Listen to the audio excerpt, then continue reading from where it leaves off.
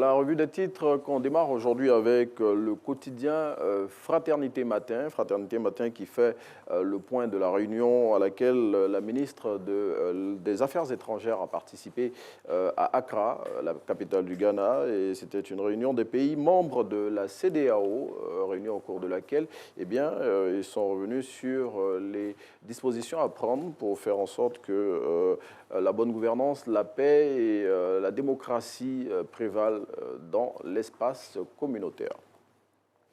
Autre titre que nous vous proposons dans la revue des titres de ce jour, c'est l'expression dans laquelle il y a une interview du ministre de la Réconciliation nationale, Kwadwo Konan-Bertin, interview au cours de laquelle il a indiqué que le président de la République, Alassane Ouattara, et le président du PDCI, Henri Konan Bédié, et celui du Parti des peuples africains Côte d'Ivoire, Laurent Gbagbo, se parlent régulièrement depuis que l'ex-président plutôt, Laurent Gbagbo est rentré en Côte d'Ivoire, s'inscrivant dans le processus de réconciliation nationale, il a rencontré, on l'a vu au mois de juillet dernier, le président de la République, Alassane Ouattara, et à côté de cela, d'autres initiatives ont été menées, notamment entre le chef de l'État et le président du PDCI RDA, et tout ceci, selon le ministre de la Réconciliation nationale, s'inscrit dans la dynamique de cohésion sociale amorcée par les autorités ivoiriennes.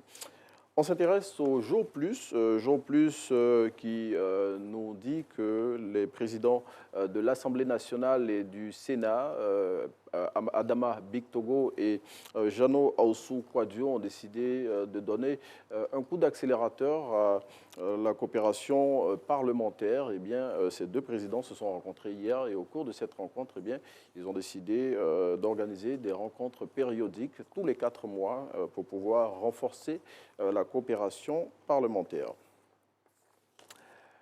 L'Inter, dans lequel on trouve aujourd'hui une interview de M. Amankou Jean-Michel, qui était le candidat, celui qui a affronté Adama Bictogo à l'élection du nouveau président de l'Assemblée nationale. Dans sa parution de ce jour, le quotidien qui va au-delà de l'information relate les dires de M. Jean-Michel Amankou, qui parle de l'élection qu'il a perdu face à Adama Bictogo, député d'Agboville.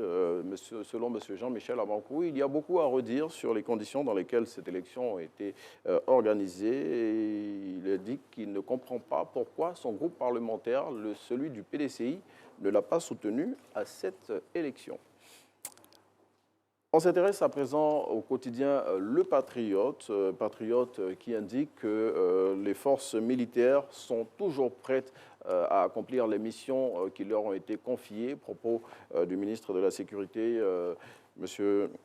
Téné Birahima Ouattara, qui a réceptionné des véhicules et des équipements militaires qui ont été offerts à l'armée ivoirienne par un opérateur économique.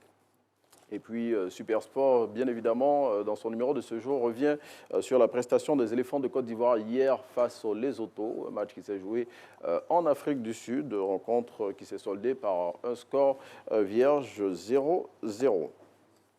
Et puis on referme cette revue des titres avec l'hebdomadaire satirique Gbish, qui, à sa une de ce jour, présente le président de la République, Alassane Ouattara, le président du PDCI, Henri Konan Bédié, et celui du PPA Côte d'Ivoire, Laurent Gbagbo. Et voilà, ces trois qui, selon lui, seraient pressentis pour se présenter à nouveau pour l'élection présidentielle de 2025. Et il y a une personne, là, on le voit à l'affiche, qui s'étonne en disant, vous trois, là encore, en 2025, vous voulez être candidat.